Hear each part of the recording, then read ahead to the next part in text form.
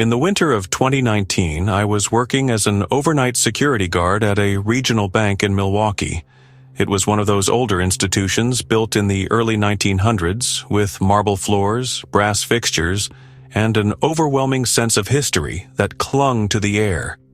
My job was simple: watch the monitors, make the rounds, and ensure that nothing out of the ordinary happened. Most nights were uneventful. The bank was completely empty after 9 p.m., aside from me and a few janitors. But one night, I found myself alone. The janitorial crew had called out, and it was just me in that massive, silent building. The security room had multiple monitors, each displaying grainy footage from different parts of the bank: the main lobby, the offices, the parking lot, and of course the vault. That night, as I sat sipping my coffee, one of the screens flickered. The vault camera. At first, I thought it was just a glitch. Old wiring, interference, something normal. But then, the screen cleared, and there was someone standing in the vault. The vault should have been empty. It had been locked hours ago. The alarm hadn't been triggered, but on the screen, I could see a figure.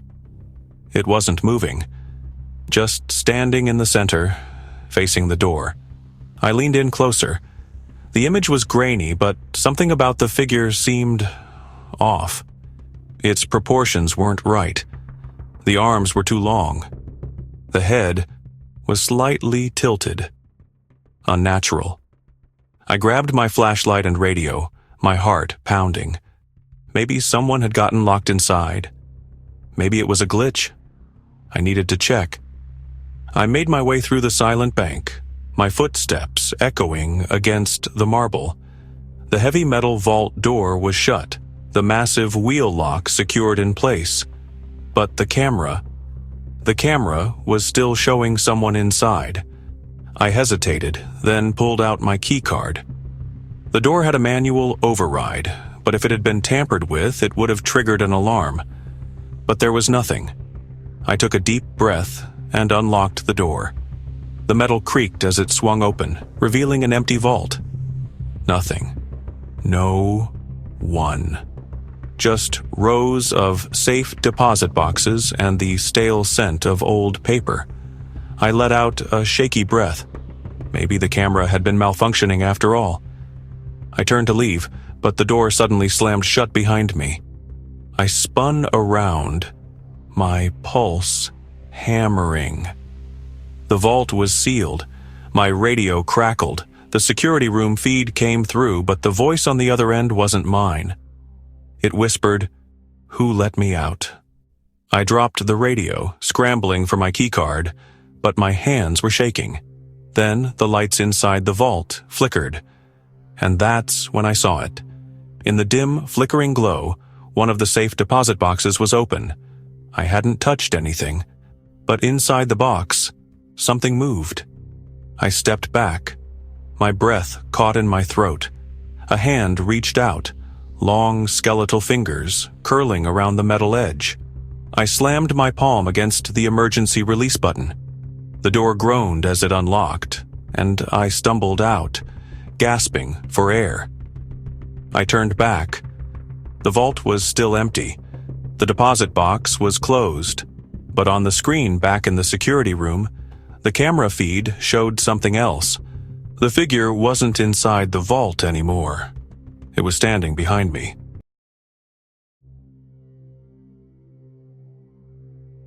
In the fall of 2018, I took a temp job working overnight in the back offices of a small-town bank in Ohio. The bank was undergoing renovations, so they needed someone to monitor the security feeds, file old paperwork, and generally keep an eye on things while the main office was closed. It sounded easy enough. Just me, a desk, and a few monitors for 6 hours a night. The first few nights were uneventful. The bank was an old structure with creaky floors and outdated wiring, but nothing felt unusual. That changed on my fourth night. Around 2:30 a.m., I was going through a box of old bank records when I noticed one of the security feeds flickering. It was the camera overlooking the teller stations in the main lobby. The picture kept glitching, showing static for a few seconds before returning to normal. But when it cleared, something was different. The vault door was open. That shouldn't have been possible. The vault was locked at the end of every business day. It was one of the first things I checked when I arrived each night. But there it was, wide open, a gaping black void in the back of the lobby. I leaned forward, squinting at the screen. The camera quality wasn't great, but I thought I saw something inside the vault. A shape, not a person, but a silhouette, just standing there. The air in the room felt heavier. I grabbed my flashlight and walked out of the office, my footsteps echoing unnaturally through the silent building. As I made my way toward the main lobby, I kept trying to rationalize what I'd seen. Maybe someone forgot to close it properly earlier in the day. Maybe the door had been faulty.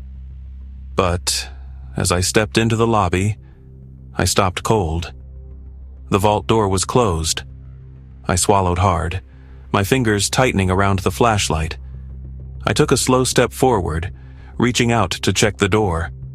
The metal was freezing. I hesitated, then pressed my ear against the door.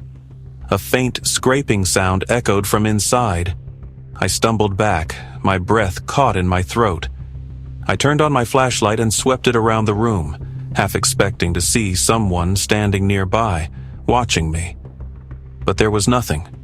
Just the old wooden teller desks, the marble floors, and the heavy silence. Then I heard it. A whisper. Not loud, not clear, but right next to me. I spun around, but I was alone. I backed away from the vault and hurried toward the office. My heart was racing. The moment I stepped inside, I checked the security feeds again, and my stomach dropped. The vault door was open again, and this time, I could see inside. There was something standing there. I stared at the screen, frozen. It wasn't moving. It was just there, a dark, distorted figure, barely visible against the shadows of the vault. I grabbed my radio and called for the bank manager. No response. My hands were shaking. I turned back to the monitor. The figure was closer. I blinked. The feed glitched. Now it was standing in the middle of the lobby. A low hum filled the office. The lights flickered. The air felt thick. Then, the doorknob turned. I leapt back as the office door slowly creaked open. Nothing was there. But the room felt wrong. The hum grew louder. The camera feed flickered, distorting even more. And then, for just a split second, I saw it. Not in the vault, not in the lobby, but in the reflection of my monitor. Standing right behind me. I turned, but there was nothing. I grabbed my keys and ran. I didn't care about locking up. I just wanted out. I sprinted through the lobby, past the still wide-open vault, and into the night. The next morning, I quit. I never told anyone what I saw, but a week later, I got a text from one of the other night shift workers. "Did you ever hear whispering near the vault?" I never responded.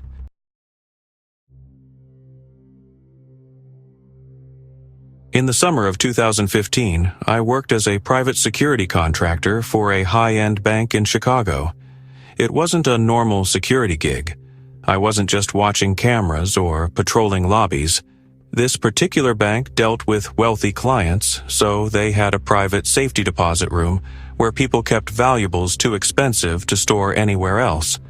My job was to oversee access to that room, ensure no one tampered with the boxes, and lock it up at night.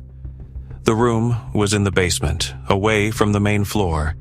It was an isolated, windowless space lined with numbered steel boxes, each belonging to a different client.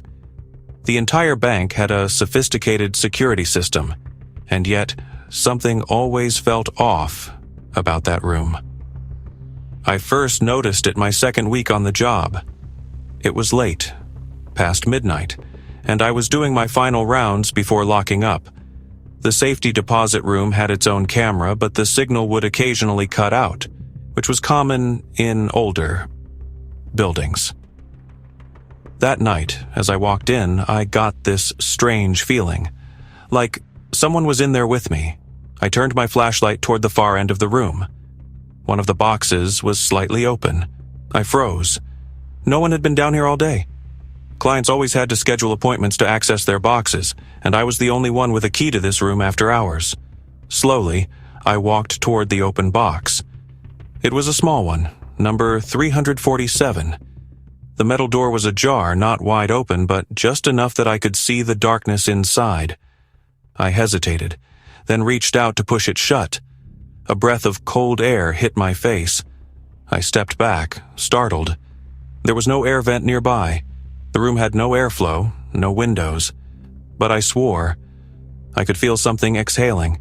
I slammed the box shut, locked the room, and practically ran out. The next morning, I checked the logbook to see who had last accessed box 347. There was no record of it ever being used. I tried to shake it off, telling myself maybe I had imagined it. Maybe the logbook had an error. But a few nights later, it happened again. I was at my desk, watching the security feeds, when the camera for the safety deposit room flickered.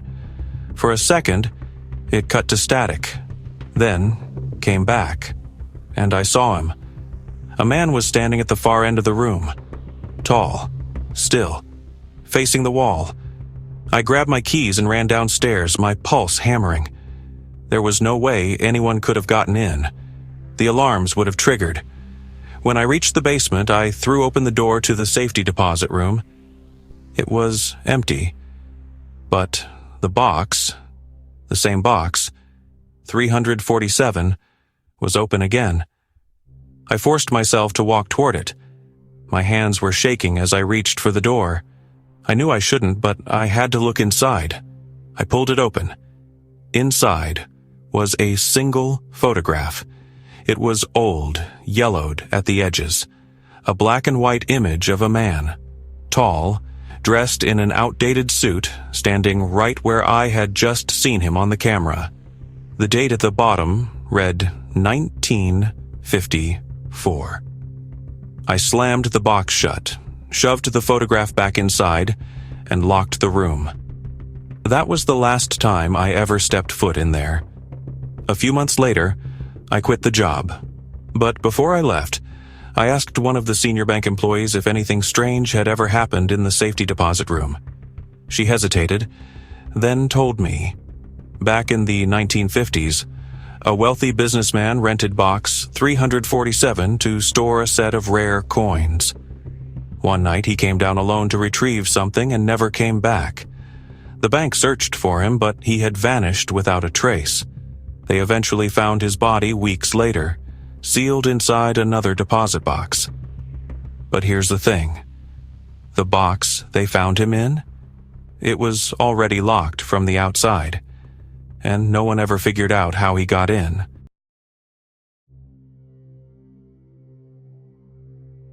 Some doors should never be opened, some boxes should never be unlocked, and some things should never be seen. If these stories sent chills down your spine, make sure to like, share, and subscribe for more terrifying true horror stories. Hit the bell icon so you never miss what's lurking in the darkness. And the next time you visit a bank, be careful what you store away.